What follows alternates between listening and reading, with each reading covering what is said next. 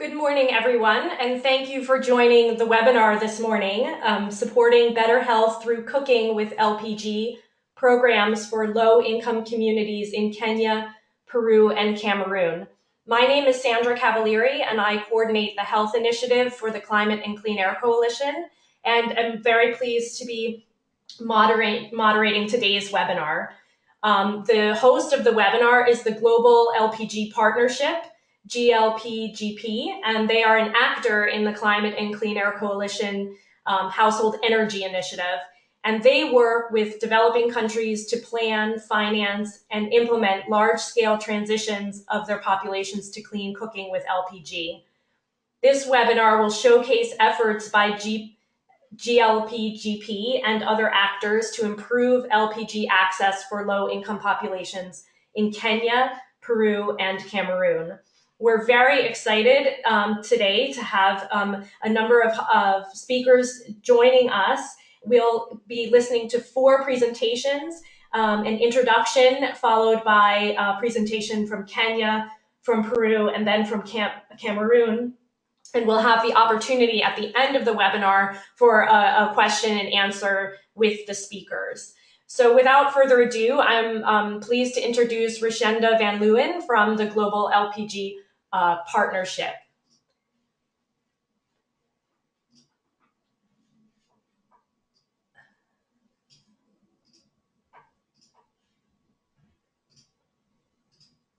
Thank you very much, Sandra, and good morning, everybody. I'm just going to provide a basic introduction to the work of the Global LPG Partnership to give you a sense of why it is that we are engaging in focusing on the use of LPG for clean cooking in developing countries and how it is that we are operating. Next slide, please.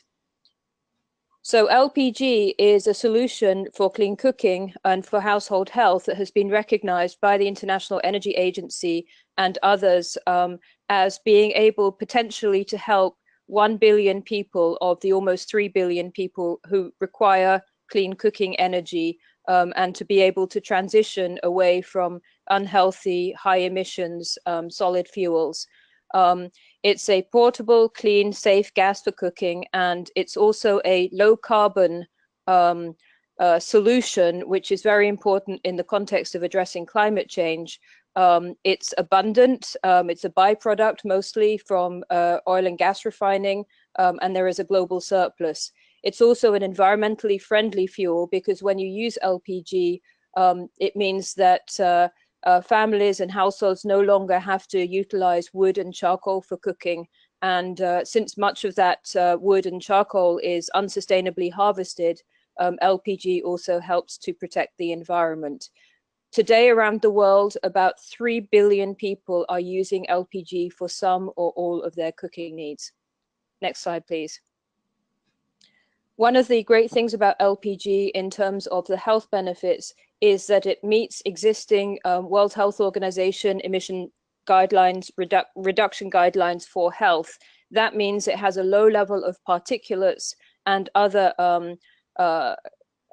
emissions, which it has a very low level of those emissions, far lower than the use of traditional biomass and charcoal, which means that LPG in regular use should provide health benefits for families when they're using it exclusively, especially.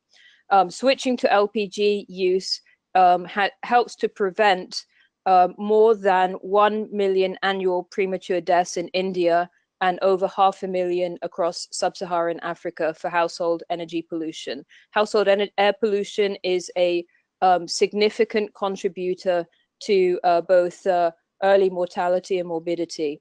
It's very efficient, and as I mentioned already, it has a lower emissions profile, which means in turn, from a health perspective, that you have better respiratory, cardiovascular, and other health outcomes. Particularly for pregnant women and children, it leads to better birth weight, helps to prevent stillbirths, and lower incidence of pneumonia in children under 5 years old. Next slide, please.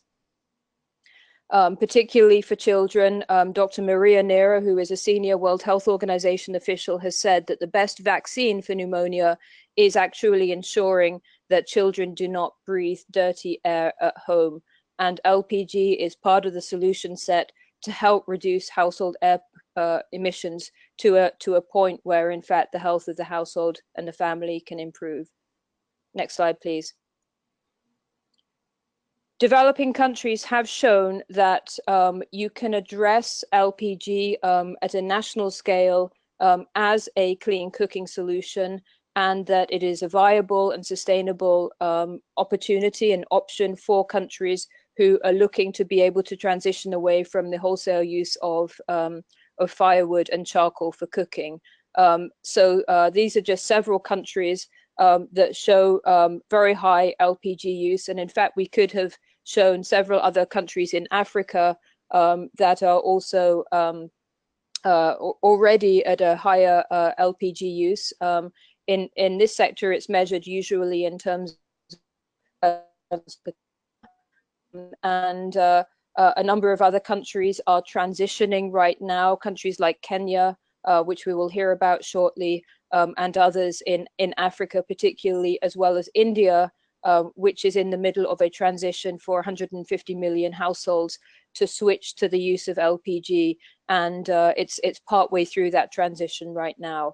Other countries like Brazil have already got very high use of LPG, and Morocco in North Africa also has very high national use of LPG, even in remote, mountainous and rural areas. So it does show that it is possible to have national distribution. Next slide, please. So there are a number of reasons why LPG may not be accessible in developing countries.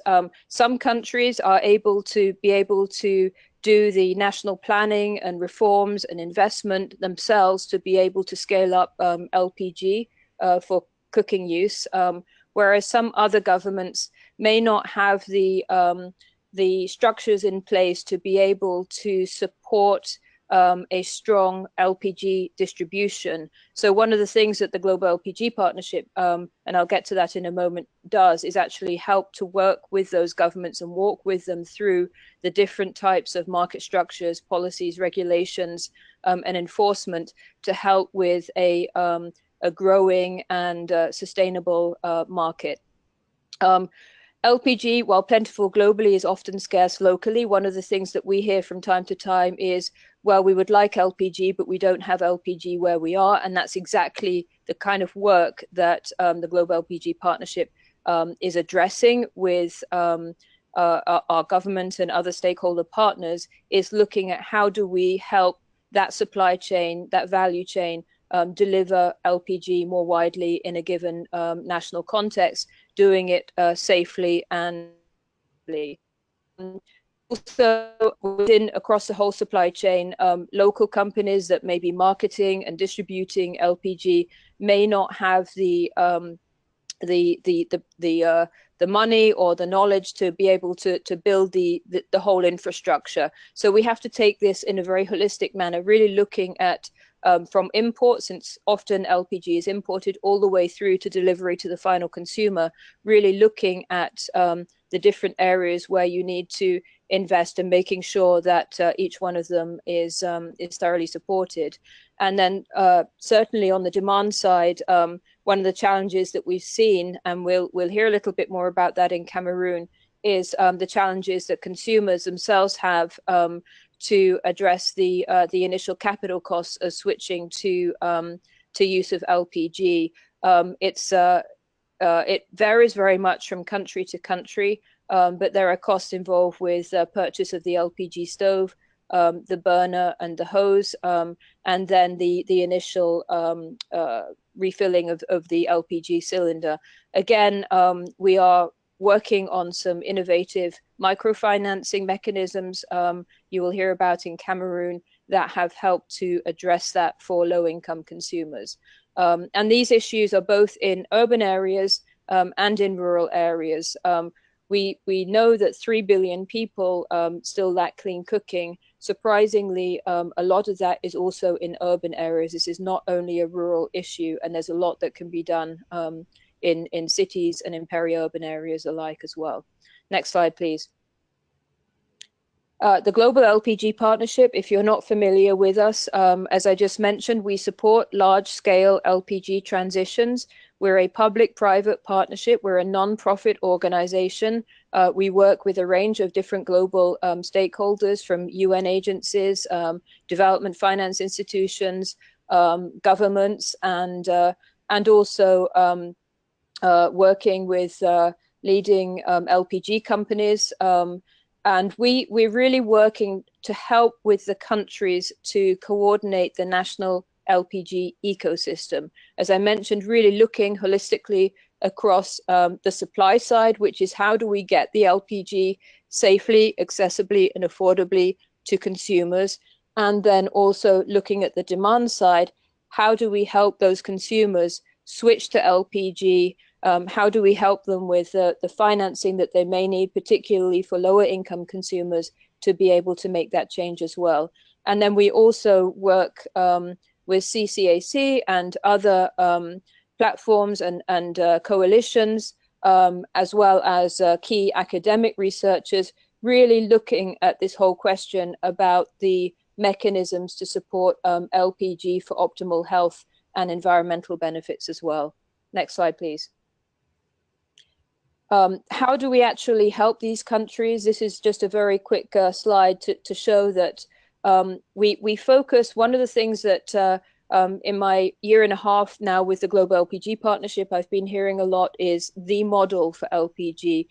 There is an accepted, internationally recognized mechanism by which to develop a safe, sustainable LPG market. It's particularly focused on recirculation of LPG cylinders.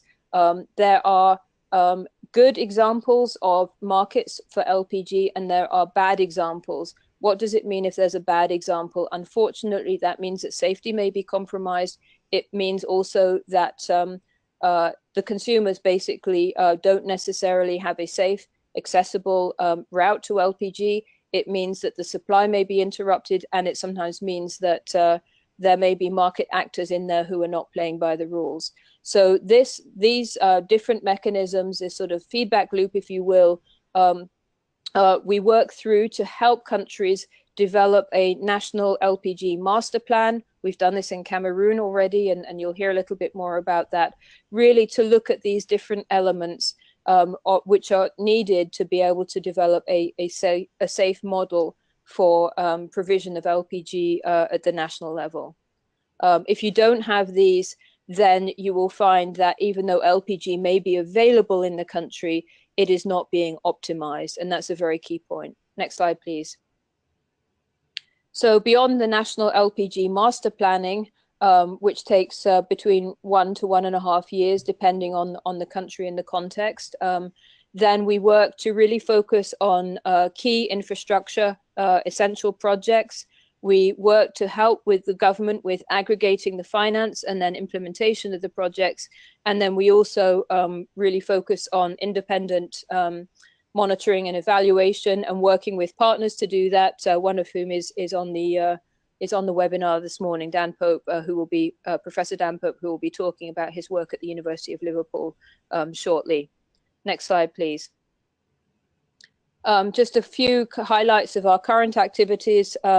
We have over 20 countries that have requested our assistance to help expand LPG use across the developing world. Our primary focus right now is in sub-Saharan Africa, where we have 3 high focus countries: Cameroon, Ghana, and Kenya. Although we are also working at a regional level as well, particularly in West Africa with the ECOWAS Commission for West African States, the Economic Commission for West African States, ECOWAS. In Cameroon, we have helped to support a national LPG master plan that will, by 2030, has the target to help move from about less than 20% LPG adoption by households in the population to nearly 60%, about 58% by 2030. That's the vision. We've also been focusing on microfinance to bring LPG to lower income households as well. And Kenya we'll hear about shortly, where there's a big national program to distribute about nearly 5 million cylinders by 2020. And in Ghana, we're working with the government there really to support a national transition to the cylinder recirculation model that I mentioned earlier as well. And we are planning microfinance programs as well. Next slide, please. Just to say, in Cameroon, we will hear about this again in terms of the microfinance program, but we are very much focused there on supporting access to LPG. Next slide, please. And Cameroon has 16 million people who do not yet have modern clean cooking fuels. Even though it's on the coast of West Africa, it's actually part of the Central African aggregation of states, that economic coalition. Next slide, please. So with the national plan being now, the expectation is, and this is coming back to the health side particularly, we see a target for another 18 million additional LPG users, which projects 23,000 lives saved through the reduction of household air pollution between now and 2030. Additionally, the projection is that 4 million tons of wood, 15 million trees would be saved per year. That's a terrific environmental benefit. Also, we see a projected reduction of about between 4.5 to 7.6 million tons of CO2 equivalents, which is very important because then it's actually going to be a climate benefit. And LPG being predominantly generated from as a fossil fuel, we often get questions about its climate impact. And in fact, these projections show that there will be a strong climate benefit. Not only this, we really project about $100 million of new annual economic activity, which in itself has its own spin-off benefits for helping households to have stronger income. About 18,000 jobs will be created. And I would add as well that we are in the final stages of preparing a specific project as well to support the increased engagement of women entrepreneurs within the supply chain in Cameroon as well. And as we proceed with that, we will also be measuring those effects in terms of household income and really looking at the benefits for households as well. So we're now going to hear from 3 specific country examples about the health benefits in Peru, in Cameroon, and in Kenya from colleagues from the Global LPG Partnership and from our institutions. So thank you very much.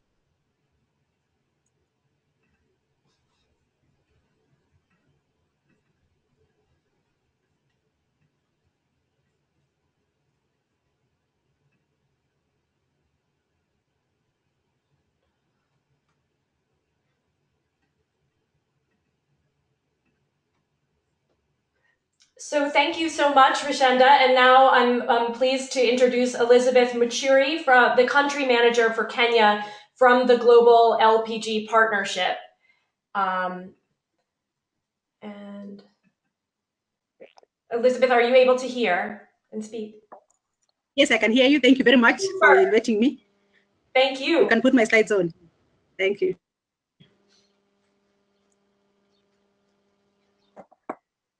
So, Global LPG Partnership in Kenya, the work has started a few years ago in 2012 or 2013, but the groundwork is only starting properly now, at this time in 2018.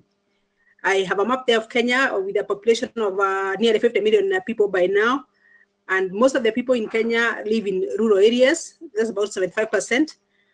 The LPG consumption is fairly low. It's like an average of the sub-Saharan Africa. We are just at about 4 kilograms per person. And the reason for that figure being given as approximate is that we do not always have reliable data. While gas comes from Mombasa, there are some imports which are not documented, and last year we had quite a number of imports which we suspect are not documented for one reason or the other. But basically about 4 kilograms is a very good estimate. The population that is accessing LPG or clean fuels, that is LPG, biogas, and electricity, is only about 12%. That's according to the research that was done, demographic and health survey done in 2014. Next slide.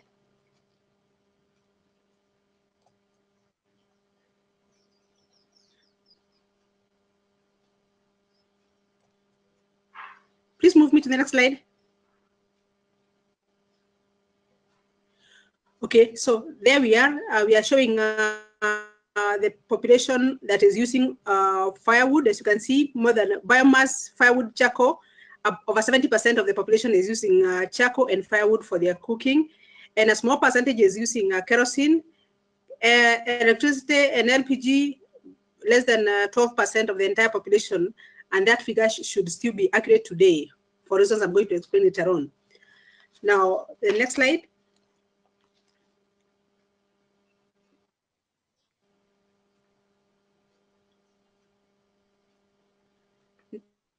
Kenya,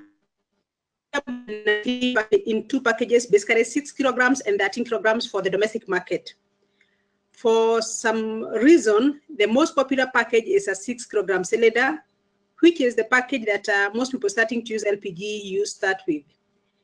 As you can see from the image there, it's a very robust cylinder. You put it on the ground and it's very firm. It's a very stable cylinder.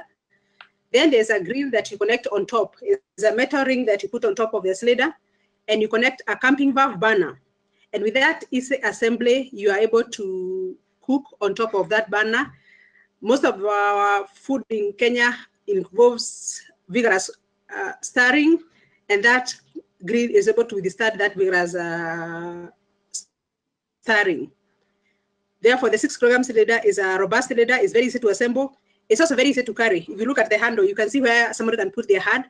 And in the villages, they tie a rope on it and they can put it on the back to go and pick the gas from wherever they need to pick the gas from. They do not necessarily need a vehicle, unlike the bigger cylinder of 13 kilograms. The other thing about this cylinder is that it does not require a regulator. It does not require a hose. You simply connect a burner and you are ready to cook. So the pressure is unregulated. And because of that reason, it generally gives a high pressure, which is very convenient for quick cooking, quick meals. And if you are deep frying, if you require a lot of pressure, it's a very, very convenient cooker. It's also fairly affordable. The current price range is from 4,500 Kenya shillings to about 5,500, depending on the brand of the cylinder and also depending on the brand of the burner. We have some very good burners, like a Primus from Sweden, which if it's available, then it's going to be cost a little bit more than the Chinese brands. But basically, that is the price range of a 6 kilogram cylinder when it is full with gas, with a burner and a grill. As I said earlier, this is a cylinder that is used by people who are starting to use gas for the first time. And even when people upgrade and get into a 13 kilogram cylinder, they still retain the 6 kilogram cylinder for quick or cylinder. Now, for this reason, when the government has decided to do a program on introducing people to LPG, it is a 6 kilogram cylinder which has been used, and we are going to discuss it in the next slide in the government project. Next slide, please. So, the government in Kenya has realized that we need to do something about use of charcoal for health reasons, the reasons that Risheda has mentioned. And what they decided to come up with is a program that was going to give gas cylinders or a gas cooking package to the lowest or the bottom of the pyramid, as we call it, the poorest people in Kenya. And their plan is to give about 4.8 million cylinders, 1.2 million per year in the whole country. For pilot purposes, they started with the 2 counties in Kajiado and Machakos, which are not too far from Nairobi. And what they're doing is that they give this, they allow the chief to select which families should benefit. So the families go to the chief and register, and the ones that are eligible are then directed to an outlet and pick a Salida with a booklet, and they pay Kenya shillings $20 or $97. And you can see how much money they are saving. Close to more than half of that amount is what they save. National Oil Corporation of Kenya is a state-owned enterprise, which is the one which is running with the program as an LPG distribution company or as an oil marketing company. And their plan is to develop a robust distribution model in all the counties in Kenya. We have 47 counties. So after this program, after they've gone through the pilot, they're going to run the program in the whole country. Now, I just need to explain that gas yetu means our gas in Kiswahili. Kiswahili is our national language, and it's a language that is used by the ordinary person. And mwananchi means the common man. When you use the word mwananchi in Kenya, you mean the ordinary person. Next slide.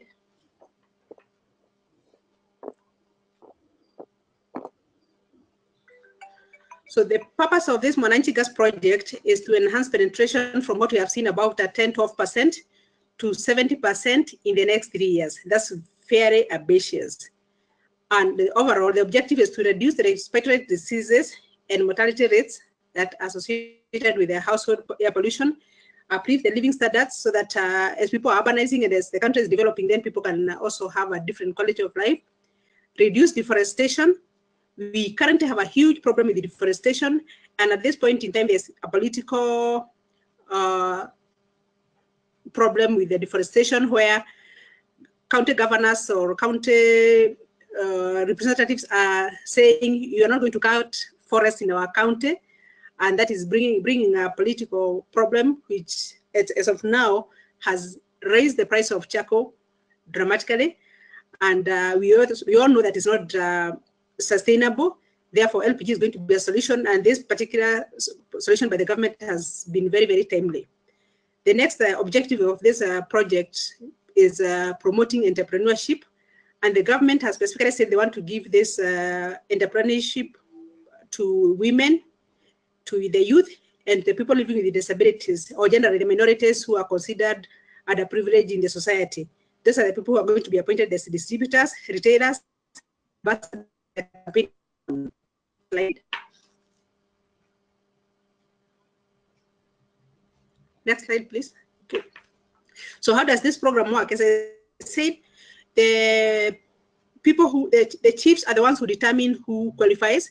So the message has been distributed widely that we have this project, and the people who are poor then go to the chief and register themselves, and they are given a booklet that gives their details, and the chief authorizes that, yes, this person qualifies to be given this loan, this discounted Salida. And as I said, it's being run around Kajiado and Machakos County before it rolls out countrywide. And I know for sure that National is currently preparing to roll out countrywide. They have tendered for Salidas to come to the market in this calendar year. The fishery also produces a national identification document, an ID, and after filling the form and it's getting approved, then they go to the shop and pay 2,000 shillings. Or then after the Salida gets filled, they do not get any subsidy. They pay at the market price, which is currently 900 shillings. But owing to pressure, the government has revised that price to about 840 shillings for the 6 kilogram Salida, which is like $8 for a refill only. And as you can see, maybe the other thing I need to mention is that Salida has a different color, is purple. There's no other Salida with that color, so it is very safe for us for the market and for the government to differentiate that Salida from the rest of the Salidas in the market. Next slide. So those are the two counties. Nairobi is right at the center. If you are in Kenya, you know where it is, but I didn't put it mark it clearly. So in those two counties, the government has distributed about 30,000 Salidas, and that is not all the people who are registered and qualified. The people who are registered and qualified were almost 36,000, so they have only given 80%. The rest will be given in the next phase. And after the program was put on hold in October, end of October, in January, they established that 1 in 4 households came back for a refill, which is for the low-income earners, 1 in 4 is a good return. And we also established that most of the ones who came for refills were in the peri-urban areas where they're using more LPG than the proper deep inside rural areas. Next slide.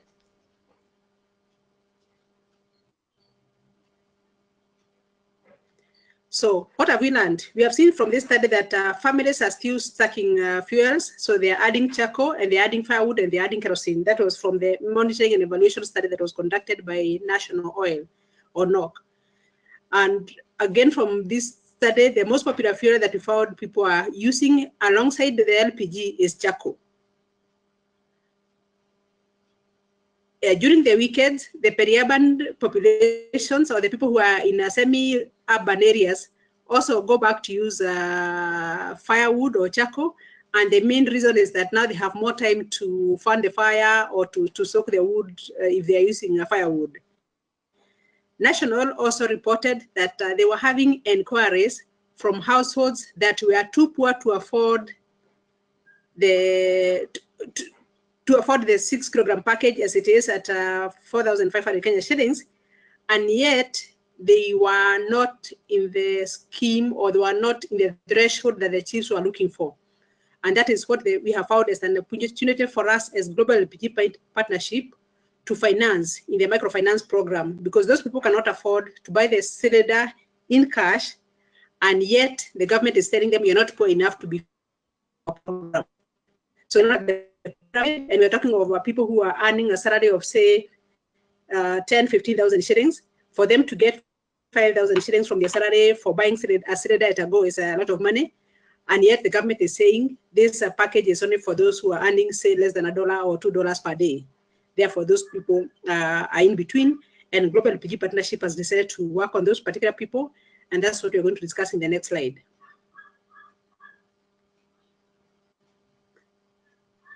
Next slide, please. So, Global LPG Partnership is currently developing a microfinance project, which is considering giving people not the 6 kilogram cylinder, but the 13 kilogram cylinder. Why the 13 kilogram cylinder? I'll explain in a short while. The 6 kilogram cylinder, as I've said, is a very convenient cylinder for a starter. It gives you a single burning unit. And therefore, if you're going to cook 2 meals, then you need to use the 6 kilogram cylinder with a charcoal burner, or maybe to buy 2 6 kilogram cylinders, which normally does not happen. And therefore, we think for us to upgrade people and start them properly where they do not need to do any stacking, we want to give them a 13 kilogram cylinder with a burner, with a double burner, and an LPG hose and a regulator. This project is targeting to 150 households who are not eligible for the Mwananchi Gas program.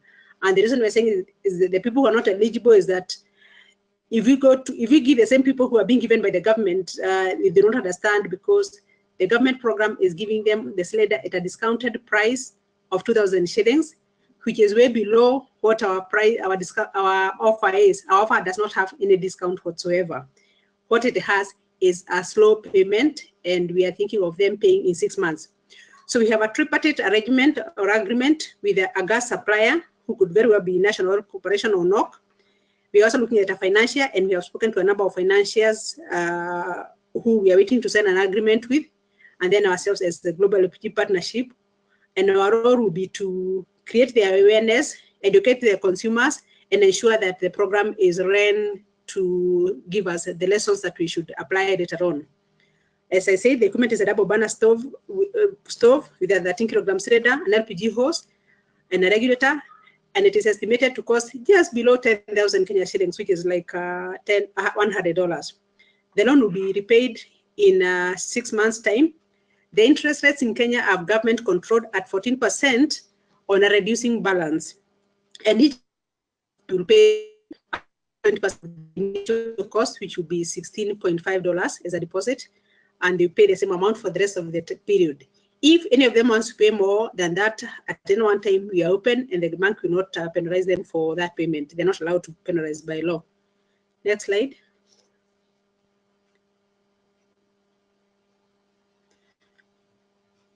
As said, we are going to have 2 burner cookers so that users can make 2 meals at a go. If they are cooking for the baby or they're cooking for the family, they are able to use 2 burners at a go. It will reduce the need for fuel stacking. We also have a knob, which I've put an image there, which allows more control. As I said, the 6 kilogram cylinder does not allow the user a lot of control, because the knob that you connect the cylinder on does not have a minimum. If you want to go to the minimum, you switch it off. If you go to you open and go to the maximum, the controls are not as wide as a regular burner would be desirable, which is what we are planning to do with the double burner cooker, because then the owner will have more control, or the user will have more control on the burner. The off position for a burner, for those of you who are familiar with them, is a minimum, and there's an off position which is different from the 6 kilogram cylinder.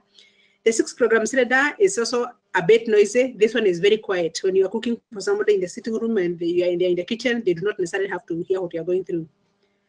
The other thing which has been a problem and requires to be addressed, and I've raised this matter with the relevant authorities in Kenya, is fake burners. Those Chinese burners are very different from the Swedish burners, and sometimes they frustrate users. And when a user thinks the gas is unsafe, then they stop using. So we think that by introducing and encouraging people to use a 2-burner cooker to avoid the problems that are associated with cheap or imitational burners. Next slide.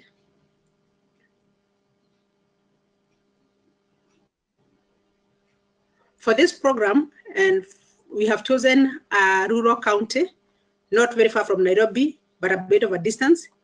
We have chosen Nyandarua County. Nyandarua in the local language means the Abadeas, for those who are familiar with Kenya, and it's one of the water towers. It's an area where there has been a lot of deforestation.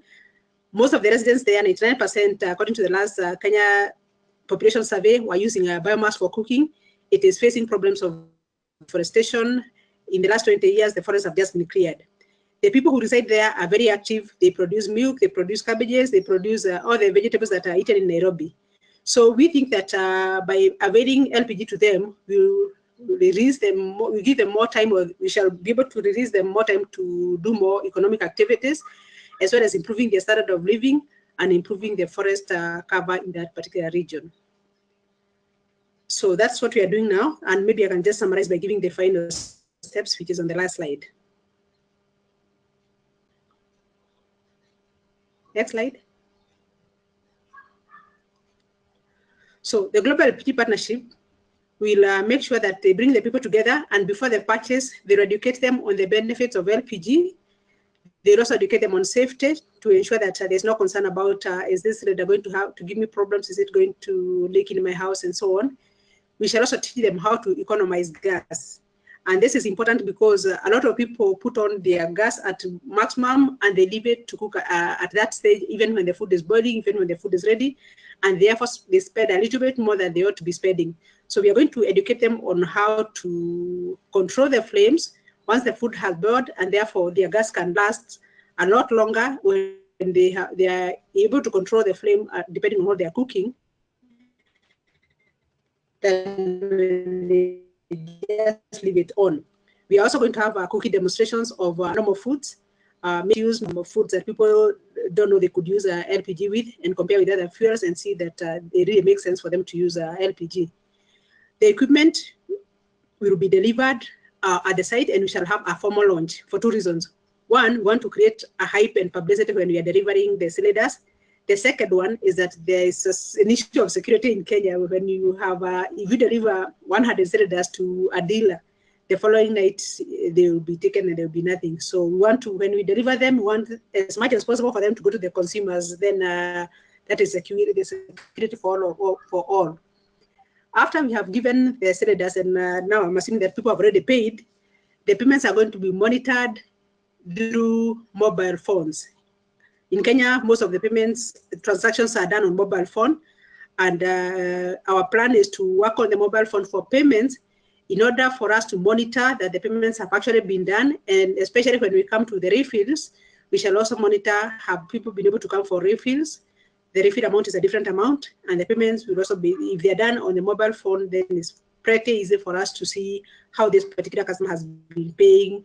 We can get a statement for the things they have, and they We're also encouraging the consumers to save on payments. There's a gas wallet or a MyGoal saving wallet method in their phones. And if they can save on a daily basis, say 50 Kenya shillings, within a month, they'll have said, within 6 weeks, they'll have saved enough money to buy a refill of the 10 kilogram cylinder. And that is way below the amount of money that they spend on charcoal currently or on firewood when they're buying firewood. So the encouragement of mobile saving will make sure that people have money to buy gas when the gas gets finished without necessarily having to ask, where do I get all the money to buy a full cylinder? And finally, we are going to understand the overall experience that they get with the loan repayments, because eventually we need to take that program, enroll it, and expand it in the whole country, or maybe a phase 2 where we do more than 150 and maybe do 150,000 people, and eventually we can do as many people as the government is planning to do on their own program. Thank you very much for listening to me. Any questions are welcome.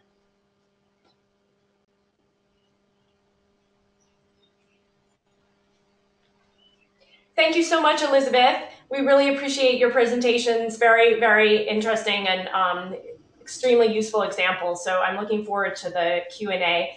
I'm going to mute your mic and then turn over to Dr. Suzanne Pollard, an instructor at Johns Hopkins University, along with Kendra Williams, who is at the Johns Hopkins Center for Global NCD Research and Training.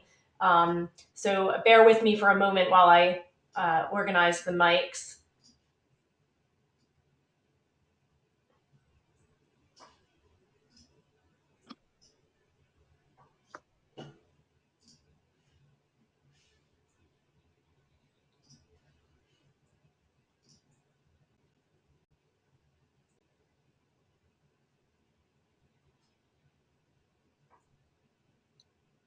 Great. Hi, everyone. I'm Suzanne Pollard, and I'm going to let Kendra Williams go ahead and start. Thanks, Susie. Hi, everyone. Good morning. Today, Susie and I are going to be talking about a case study that we carried out on the Fisa LPG Promotion Program, or in English, the Fund for Social Inclusion for Energy in Peru. And first, we just wanted to thank the National Institutes of Health Implementation Science Network, who funded this case study. Next slide. So the Fisa program is a public government-led program which operates nationally around Peru. It's built on public-private partnerships, which include private partnerships with energy distributors and LPG retailers. The Fisa program is housed within Osinermin, which is part of the Ministry of Energy and Mining. And the Fisa program was started in 2012 and going.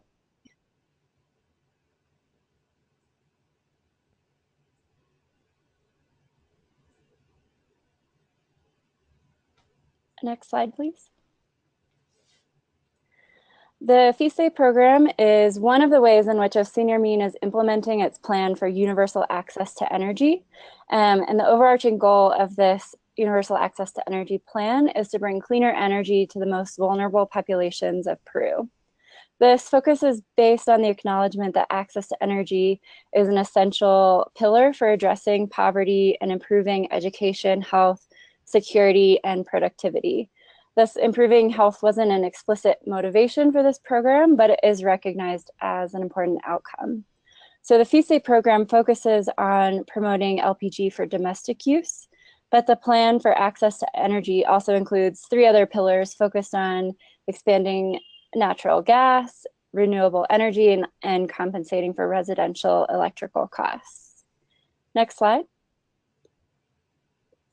So to give you an overview of LPG use in Peru, this graph shows the trends in the percentage of households using LPG exclusively between 2003 and 2006. So you can see that exclusive LPG use has increased slightly over that time period, but it still remains low, with only about 60% of urban households using LPG exclusively and less than 10% in rural areas. However, it is important to note that over about 50% of rural households do use LPG, but in combination with other fuels. So this suggests that LPG has penetrated into rural areas, but still isn't being used exclusively. Next slide. The Fisa program in 2014, it was estimated to cost about $82.3 million per year to run. And these costs are financed by surcharges on deregulated consumers of electricity, supply of liquid hydrocarbon-derived products and natural gas, as well as monthly surcharges for users of natural gas transport systems. Next slide. So the Fisa LPG promotion program centers on the strategy of providing vouchers worth approximately $4.90 a month, which is provided for them to exchange 10-kilogram LPG tanks. The voucher is it covers approximately half a tank of LPG per month. So a cylinder of LPG costs approximately 32 soles, or around $10. And the households that have electricity, they're identified by numeric code on their electricity bill. And so that actually serves as their voucher. For people that don't have electricity, they're provided with paper vouchers by the program. And as we'll discuss later, the LPG vendors that actually do the exchange with the beneficiaries use a text message-based system to redeem these vouchers. Then which means that the participants retrieve new LPG tanks from their designated retail points as opposed to a refill system. And the LPG distributors and the cylinders themselves, they're the same for both Fisa and non-Fisa beneficiaries. So there's no specific Fisa cylinder of LPG. Next slide, please. So Fisa's structure, it's three-tiered, as Kendra mentioned briefly. So Osinirmin is the supervisory body within the Ministry of Energy and Mining, and they're responsible for administration of the program and central administration. And they work and oversee energy distribution companies, which are regional energy distribution companies. For example, in Puno, the company is called Electro Puno. And these are the companies responsible for regional implementation of the program. And they do everything from administrative to operational aspects, which includes voucher distribution, maintaining a census of the beneficiaries, and overseeing the LPG agents. The LPG agents are a network of private retailers, and they're responsible for LPG distribution. So Fisa's LPG program depends largely on this network of private LPG agents that allows for greater penetration of the program, greater access to LPG, especially in remote areas and in rural parts of Peru. Next slide, please.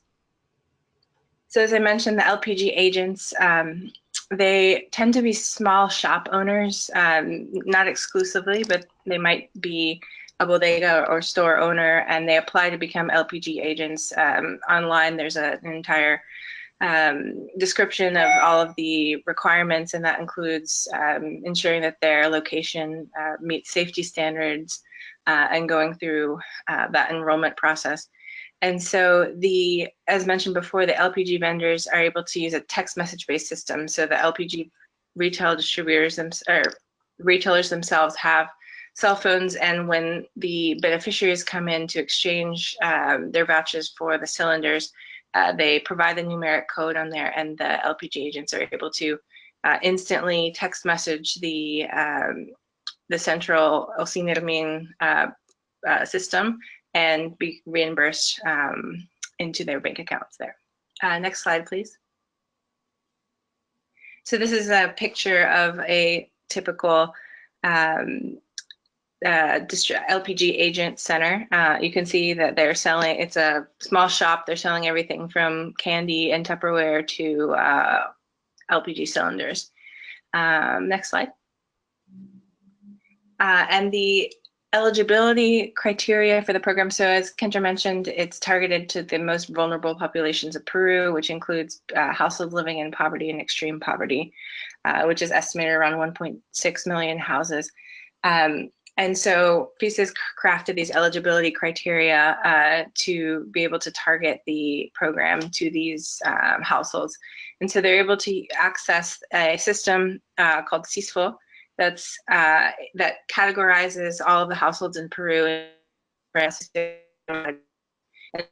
in order to be eligible. You need to be in the lowest 5 of these SES categories. Your income should also be less than $5,500 per year. The household either has to have no electricity, or the monthly consumption needs to be less than 30 kilowatt hours. And the conditions of the structure, the home structure themselves, needs to be considered precarious, and there are specific criteria for precarious housing that's related to materials of the walls and roof and such. Next slide, please. So the program has expanded considerably since it began in 2012. It started with less than 9,000 households, and currently there are 1.6 million people registered on the census of beneficiaries nationwide, although around a million, a little bit less than a million, are active beneficiaries in the program. So some of this 600,000 are suspended or inactivated or stopped using for the program for various reasons. And then this network of LPG agents or vendors has also expanded to over 4,500 across the country. And the program is operating in 100% of the regions of Peru and 98.1% of districts. Next slide, please. And this is a map. The green map there shows it's a heat map of the number of beneficiaries. So the lighter the area, the higher the number of beneficiaries. And then the blue map shows the number of LPG agents that are available and operating in each of the departments. And so you can see that Puno, which is labeled there, and it's lightest in both the green and the blue, that is the region that has the highest number of both beneficiaries and agents to support those beneficiaries. Next slide, please. And so, as Kendra, we were evaluation through financing from the Clean Cooking Implementation Science Network.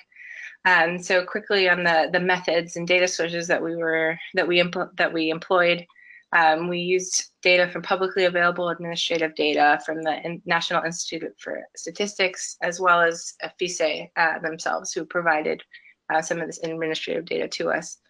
We also had continual consultations and site visits with Fisa leadership, and we conducted a representative survey of 375 households in rural Puno, which, as you'll remember, is the region that has the highest number of beneficiaries and LPG agents currently. And we also conducted in-depth interviews with 8 community members, some of whom are beneficiaries and some of whom were non-beneficiaries of Fisa, and then 6 key stakeholders, including representatives from the Fisa central offices and regional implementers, the electricity distributors, and local authorities. Next slide, please. So results from the survey that we carried out in Puno suggested that Fisa has been able to facilitate pretty widespread adoption of LPG. So we found that 96.5% of beneficiaries reported that they currently use LPG for their daily cooking needs, and nearly 93% of those people reported that they only began using LPG after they enrolled in Fisa. And this can be compared to the fact that only 25% of non-Fisa participants report currently cooking with LPG. However, it's important to note that only 4.5% of Fisa participants and 2% of non-Fisa participants report exclusively using LPG. So though LPG has penetrated and been adopted, stove stacking is still very high. So people continue to use LPG in addition to biomass fuel. Next slide, please. So as part of our case study, we also pulled data from air quality and exposure measurements that are being done as part of a separate ongoing study in Puno. So the graph on the left shows that households enrolled in Fisa, so the box plot on the left, have 30% lower kitchen concentrations of particulate matter than non-participating Fisa households. And this is a significant difference. The graph on the right shows personal exposures by Fisa status, and these were also lower in Fisa participants, about 24% lower compared to non-Fisa participants, but this is not significant. So though the exposures are lower, it's also important to note that the total amount of exposure is still very high and still much above the WHO air quality standards. Next slide, please. So our qualitative and quantitative data that we collected in Puno also revealed some important challenges that Fisa participants face as part of their participation in the program, which limits their adoption of LPG. So first, many people reported that they have to travel a long way using public transportation to reach a Fisa LPG agent where they could exchange their voucher and get a new tank. So the cost and the time associated with this can deter some people from their vouchers regularly. So many people don't understand the enrollment process or the requirements for continuing to participate in the Fisa program. So for example, if a family doesn't use a voucher for 4 months, they'll stop receiving their vouchers, and they'll be cut from the program if they don't use the voucher within 12 months. But many people don't understand these rules. They may not use their vouchers appropriately, and then when they're cut or their voucher stops coming, they may not understand why. Also, some people reported that when they go to exchange their voucher at their local retailer, the retailer often doesn't have gas. There's no gas available when they arrive there. And some people also believe that the gas tanks that they purchase with a Fisa voucher have less gas or lower quality gas and thus don't last as long, even though, as Susie mentioned earlier, the Fisa tanks are exactly the same tanks that people would obtain if they were to pay for the full cost. Lastly, families still have to pay for half of the tank of gas, which is still unaffordable for many people. So what happens is some people end up saving vouchers from 1 month and using 2 at once in the next month to cover a full tank of gas, but this means that they're only receiving 1 tank of gas every 2 months. Next slide. So to summarize, LPG adoption is high, but exclusive use still remains very uncommon. And this could be due to the fact that families report needing approximately 2 tanks of gas in order to cover all of their cooking needs if they're using gas exclusively. However, the voucher only covers half of 1 tank per month. Thus, it's not sufficient to cover all of their needs for exclusive use. Also, the structure of the Fisa program, which relies on regional electricity distributors, allows for the program to be implemented at a large scale, but also means that the methods for how it's implemented may vary greatly between regions of the country.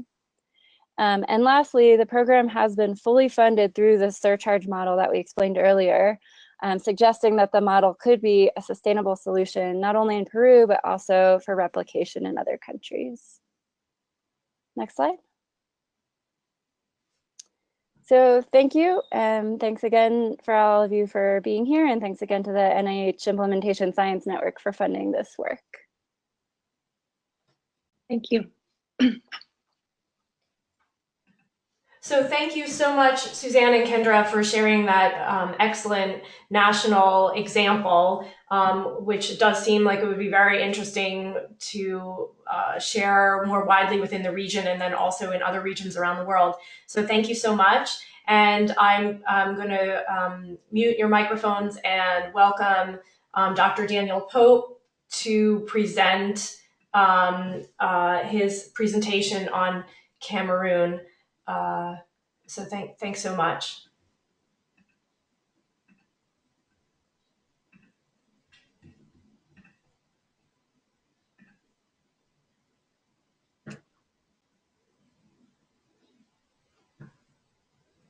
Well, thanks very much, and good morning, everybody. Good morning from a very wet Liverpool, or afternoon from a wet Liverpool. I'm based at the Department of Public Health and Policy, and I'm the principal investigator of the LPG adoption in Cameroon evaluation or LACE studies. And today I'm going to be discussing the evaluation work that we've undertaken for the first ever evaluation of a microfinance initiative to be conducted in Cameroon, which has been designed to help people acquire an LPG startup kit for cooking to make the transition from solid fuel to cleaner LPG. And this is called the Bottle Gas for a Better Life pilot study. Next slide, please. So a brief background to the LACE studies. I'm not going to go into a lot of detail about the work that's been undertaken, but they were designed to provide community-based research in line with the aspirational goal that Richenda's already taught you about, that the Cameroon government has to increase adoption of LPG from around 20% of the population to 58% by 2035. And in 2016, the government, together with partners including the Global LPG Partnership, published a national LPG master plan describing policies and strategies designed to achieve this goal. And the LACE studies were conducted in 2016 and 2017 to coincide with implementation of the LPG master plan. They involved mixed methods research to try and understand some of the barriers and enablers to adoption and sustained use of LPG from a community perspective, as well as to evaluate and test interventions that can help assist communities make this transition from solid fuel for cooking to cleaner LPG. Next slide, please. The settings of the LACE studies were peri-urban and rural Anglophone communities in southwest Cameroon, and they're shown in this map here. Next slide, please. So one of the barriers to adoption that we identified from the LACE studies included the prohibitive cost of the initial purchase of equipment necessary to start using LPG. And this equipment includes the cylinder, regulator, hose, the stove itself, and the first amount of fuel. And what I've shown here is a photograph and a caption that's come from the LACE photo voice work we undertook, where this participant acknowledges the benefits of cooking with LPG from a health perspective, clearly identifies a desire to start using the fuel, but states that they don't have the money to buy the LPG kit. Next slide, please. So the Better Life microfinance pilot study was designed to address this barrier. It was conducted in a coastal peri-urban Anglophone community in southwest Cameroon, the Batuke community. And the initiative involved an interest-free loan of up to 50,000 Central African francs, which is about $94, and that covered the full cost of the LPG startup kit. This scheme was offered to the first 150 households that signed up, and this followed an educational campaign on the benefits and utility of using LPG for cooking. The loan scheme itself involved monthly repayments over a 6-month period after sign up, and during recruitment, beneficiaries needed to front up a deposit of 7,500 francs, $14, but this was reimbursed once the loan had been fully repaid. The Bottle Gas for Better Life partners are shown here. They included the Global LPG Partnership, who initiated and funded the pilot, the Batuke beneficiary community, who have a rather inspirational village chief who became involved in the project, a local microfinance institution who managed the loan, and the local LPG marketer, Global Gas, who provided the LPG equipment. And we provided advice about the pilot and provided the evaluation. And the map here shows where the location for the pilot. Next slide, please.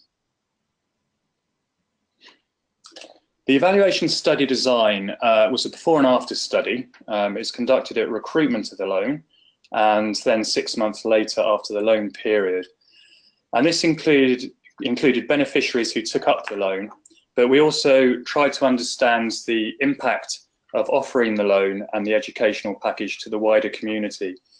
So we carried out surveys in the beneficiary community and compared this to a control community that didn't receive the education package or were offered the microfinance pilot. Next slide, please. So we conducted surveys of fuel use and cooking patterns in addition to acute health symptoms and the experiences of burns in the beneficiary communities before and after the loan period. We also looked at household air pollution. So we took measurements, 48-hour PM2.5 in the beneficiary kitchens and also exposures in the main cooks. And this was done in a subsample of 35 beneficiaries. Next slide, please.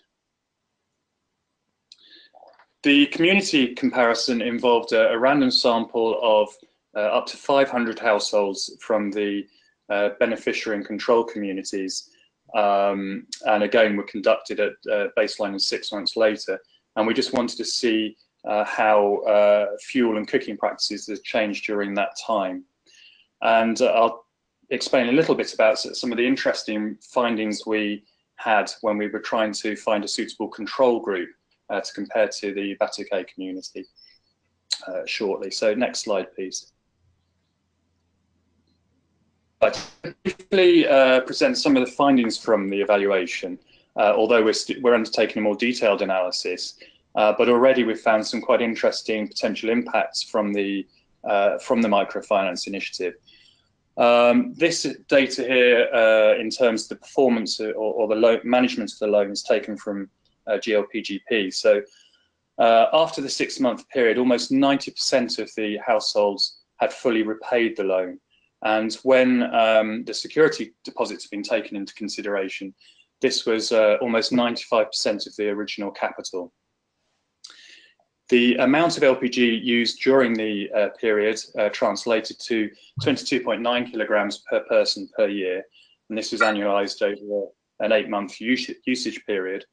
And an average of 4.5 cylinder refills per household were purchased during the period from April to October last year. We asked beneficiaries if they had experienced any issues making the repayments, and 56, that's 41% of those who completed the final survey, did say that they had encountered problems making the repayments. And these problems included personal and financial problems, as well as health issues. And importantly, for some households, there's migration outside the study community. And I'll talk a little bit more about that later. Next slide, please. So we looked at the impacts of the microloan on fuel use patterns. And to do this, we carried out a paired comparison for 110 beneficiaries who completed surveys at both recruitment and then 6 months later. Next slide, please. This chart shows the self-reported primary and secondary fuels at recruitment, which is shown in the blue bar. I'm sorry, it's not come out very clearly on the presentation, but so the blue bar shows the primary fuel, and the orange bar shows the blue bar shows the fuels at recruitment, and the orange bar shows the fuel at follow-up. Next slide, please. So at recruitment, the main fuel used was wood, with 75% using it as a primary fuel and 12% using wood as a secondary fuel. There was some use of LPG, 4% primary and 3% secondary respectively. And this reflected those beneficiaries who wanted to either change their LPG supplier or obtain newer equipment. And the most commonly used other fuels were biomass, including sawdust and charcoal. Next slide, please. So at follow-up, there was a big shift to LPG use as a primary fuel. 79% of people reporting primary use of LPG, with 20% of households reporting LPG as a secondary fuel. However, there was still a notable proportion, that's 19%, of households who reported using wood as their primary fuel, with almost half using it as a secondary fuel. Next slide, please.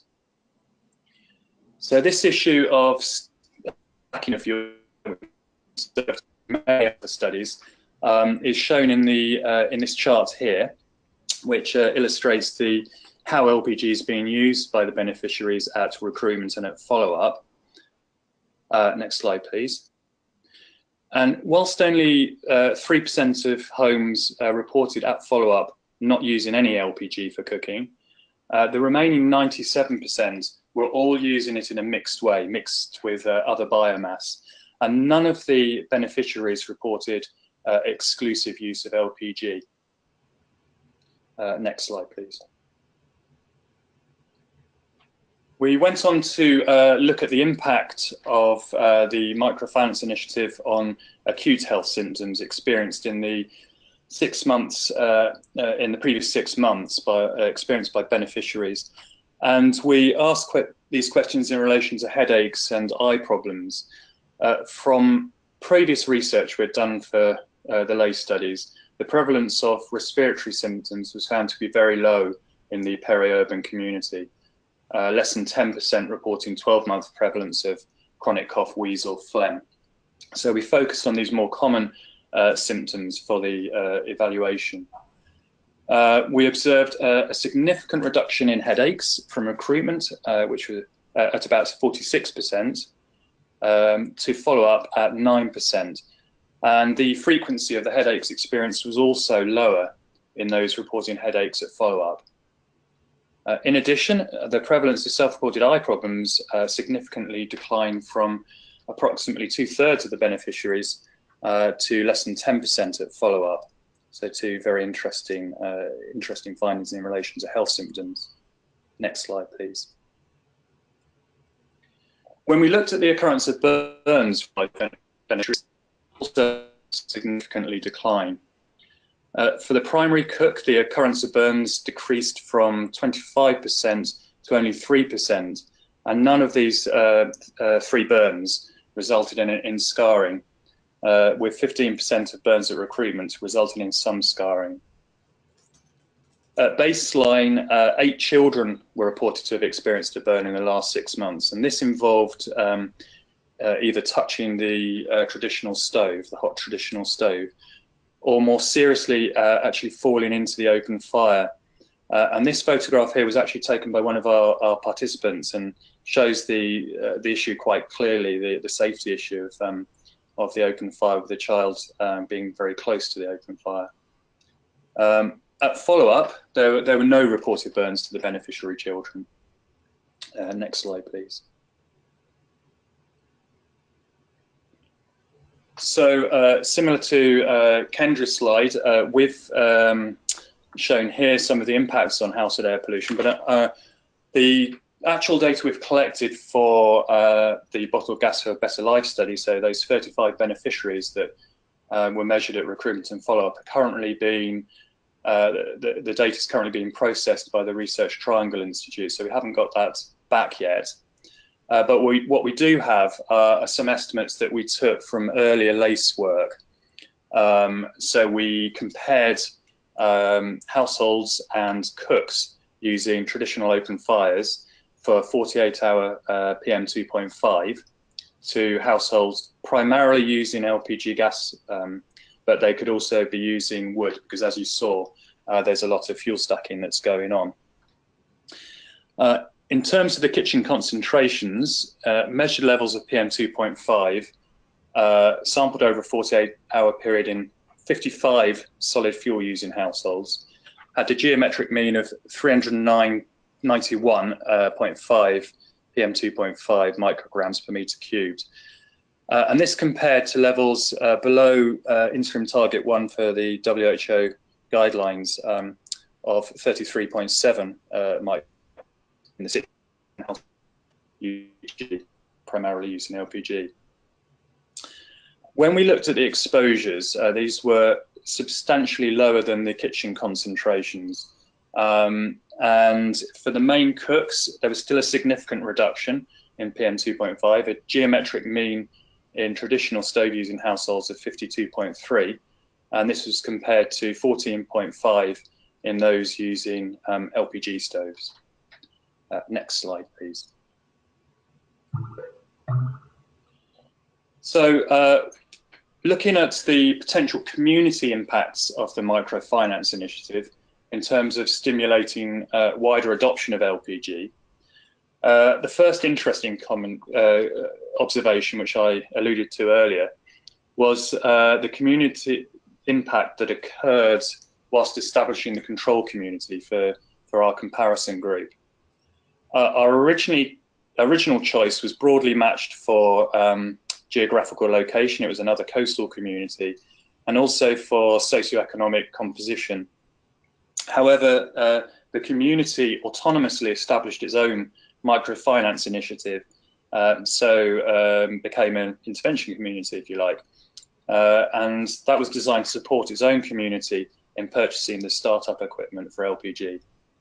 This happened after the chief of the Wovia community, of the our control community, attended the launch of the Bottled Gas for Better Life study, and then contacted the LPG marketer, who were part of the project, and set up their own supply of equipment. And when we found out that this was being carried out, we carried out a rapid case study of this community to try and understand how the scheme came about and how it was managed.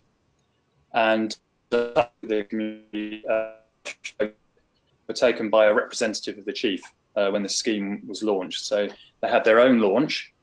The scheme was organised by the local chief, together with an employee of Local Gas who resided in the community. It involved a loan of the same amount of money, 50,000 CFA, $94, but this was to be paid back over a shorter period, a 3-month period. And the village community social club managed the loan. So there was internal community pressure to meet the repayments. And also there was a much larger upfront cost of 20,000 CFA. And after the successful launch and pilot of 50 households, the community offered a further extension of the scheme to an additional 100 households. And since this, this case study, there have been another 4 communities that have made inquiries about offering similar schemes to their households after they attended the launch. Next slide, please. Our community comparison involved comparing the beneficiary community with another control community in the study region. And this community differed somewhat from the previous one in terms of socioeconomic profile. There's a higher level of affluence in the Boterland community, and also a higher amount of LPG usage. Rapid community surveys of fuel use patterns were conducted at recruitment, and also, over a 7-day period, and also after the 6-month loan period. And next slide, please. Reported primary use of fuel is shown here. The recruitment values are shown with the blue bar, and the follow-up values are shown with the orange bar. And interestingly, there appeared to be a shift in primary fuel use from wood to LPG in the intervention community that wasn't apparent in the controls.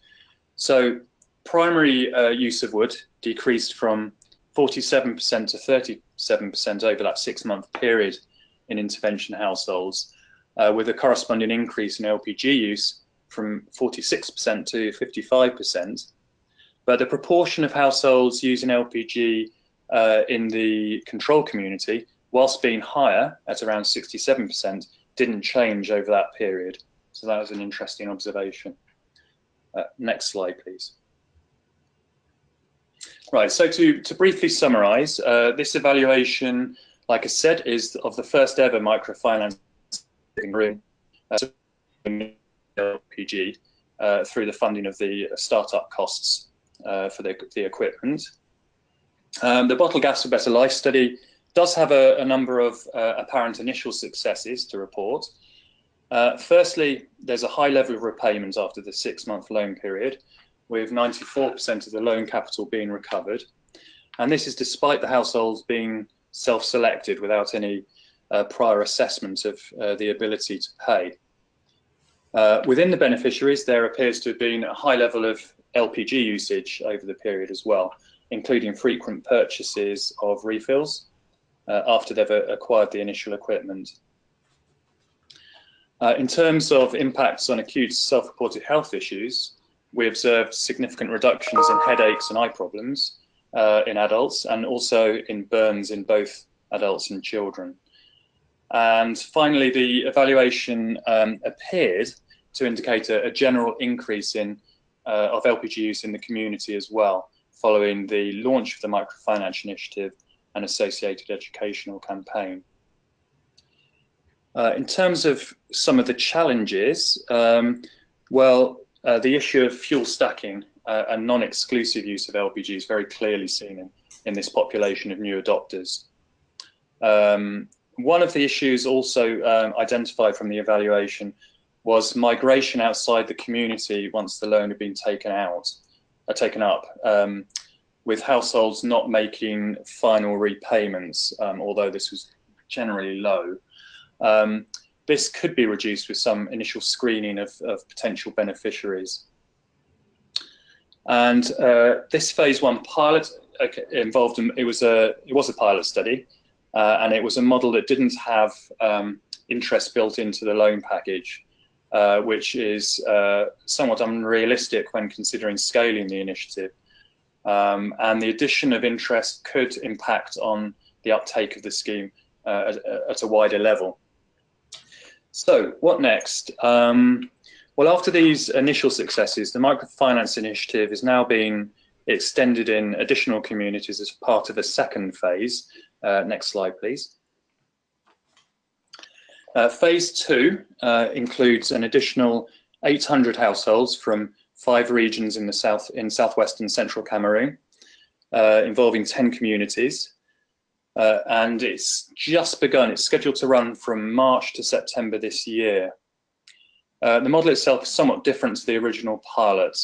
Whilst GLPGP are funding the capital, the management of the loans, and that includes the recruitment, is being entirely managed by a network of microfinance institutions or village banks.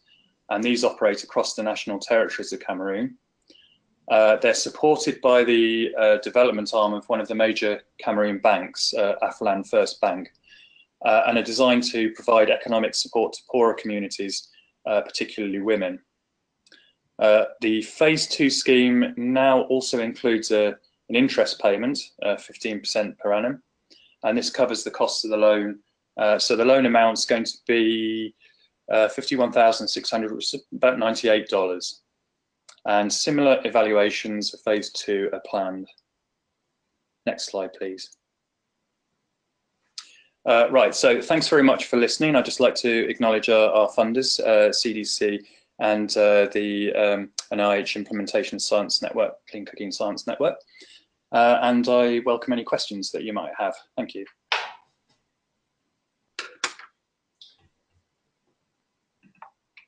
Um, So thank you so much, and we have a few minutes for questions, and without further ado, I think that was very, very rich examples that we got to hear about from different parts of the world, and I would be really curious to hear people's questions and the follow-up discussion. So if you would like to ask a question, please raise your hand. You should see an image of a hand and be able to sort of click on it, and then I'll see and call on you. You could also put a message into the chat box and let me know who you are so I can unmute you.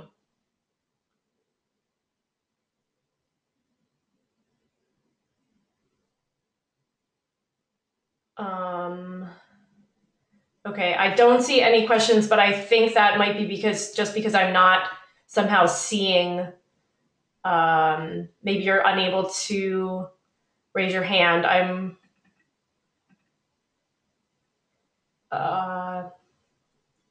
Okay. I see. Here's a question from Sarah Ronzi. I'm going to try to unmute your phone so that you can ask the question. If it doesn't work, I'll ask it for you. Thank you, Sarah.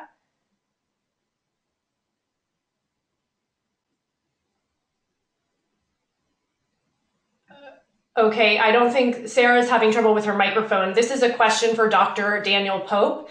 The exposures to particulate matter you observed in cooks for the LACE studies were substantially lower than the kitchen concentrations. Do you have any insights into why this was the case? And Daniel, please. Sure. Well, thank you very much, Sarah.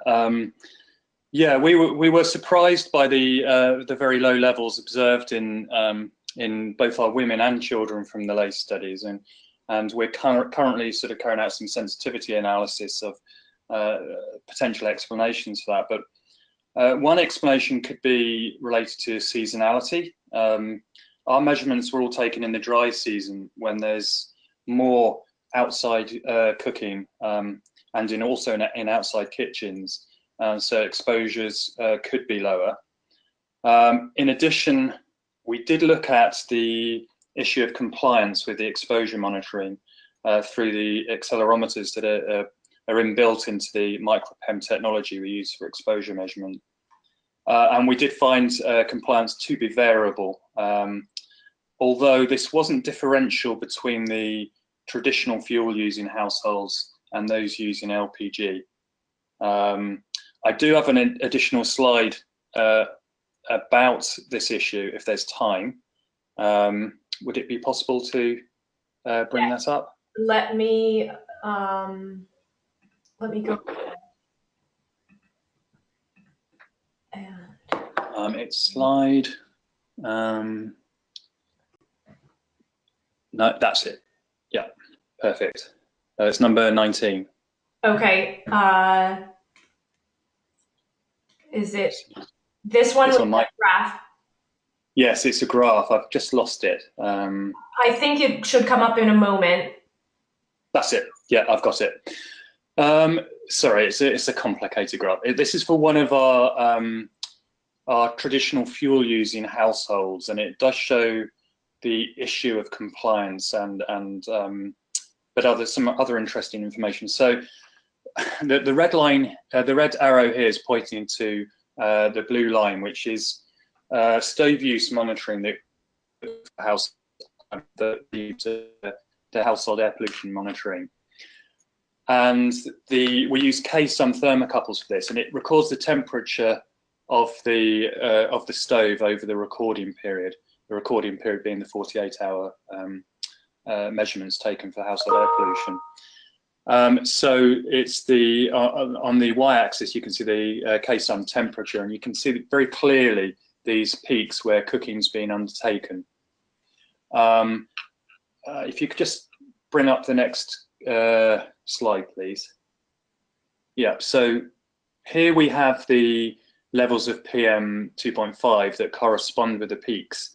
So you can see when periods of cooking are being undertaken, there's very high levels of PM being recorded in the PM of the cook. But when there isn't cooking in this particular household, next slide, please. You can see these grey dots represent the compliance. When there's no, the compliance is 0, that means there's no movement, and so the microPEM's actually been taken off and placed somewhere, and it doesn't look like it's being placed near the source of the fuel. So what's going to happen, and what this slide shows here, is that the overall concentrations are going to be underestimated within this particular example where the compliance is poor. So what we're doing for LACE is carrying out some stratified analysis by levels of compliance to see if that does impact on what we're finding. So far there doesn't appear to be any difference between the traditional fuel using households and the LPG using households. I hope that sort of addressed your question. Thank you.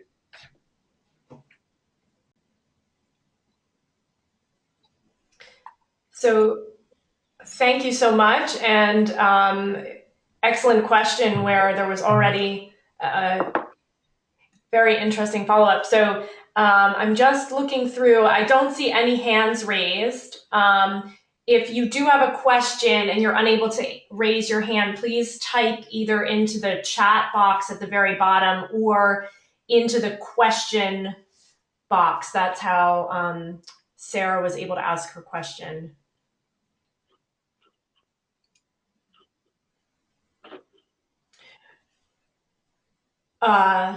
Okay, there is a hand. Just a moment. From Camille Dubois, and I've just unmuted you. Hello. Hello, perfect. Yes, can you hear me? Yes. Okay, so I'm representing NG Rassembleur d'Énergie. And I had a question regarding the CO2 reduction that LPG makes, and so how much CO2 reduction LPG does in each of your programs, because I didn't really see much about CO2 reduction in these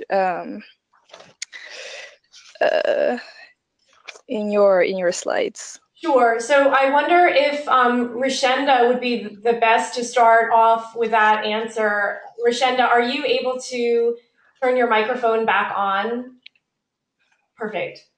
Yes, thank you very much, and that's a great question.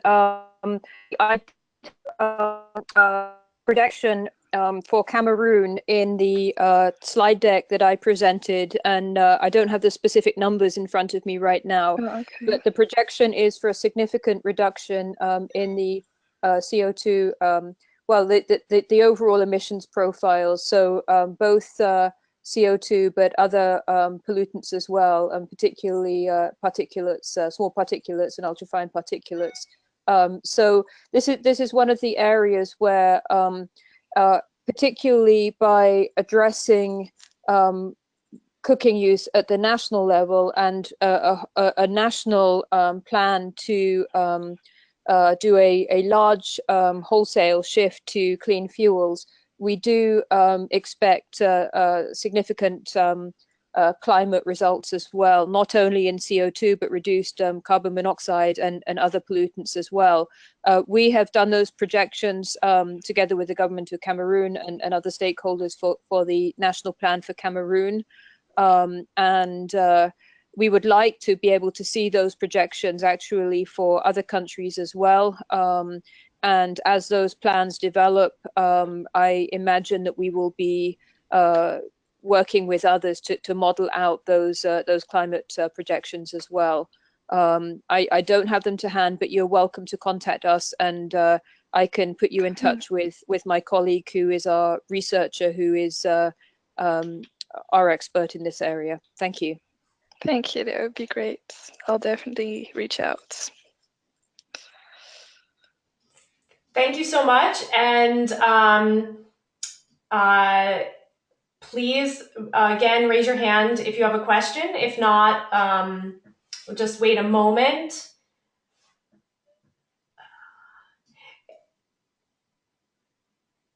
Well, thank you very much, especially to the Global LPG Partnership for arranging the webinar and coordinating our speakers.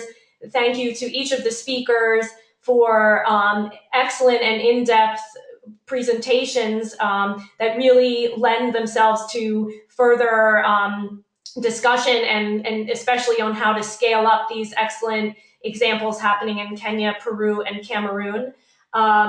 This webinar has been recorded, and we'll be sharing it on the Climate and Clean Air Coalition website. And I expect also on the Global LPG Partnership website. And so look forward, if you have any follow-up questions, please contact the speakers directly or the Global LPG Partnership. So thank you all very much for taking your time to join the webinar today, and thank you to all of the speakers. With this, I'll say goodbye and thank you very much.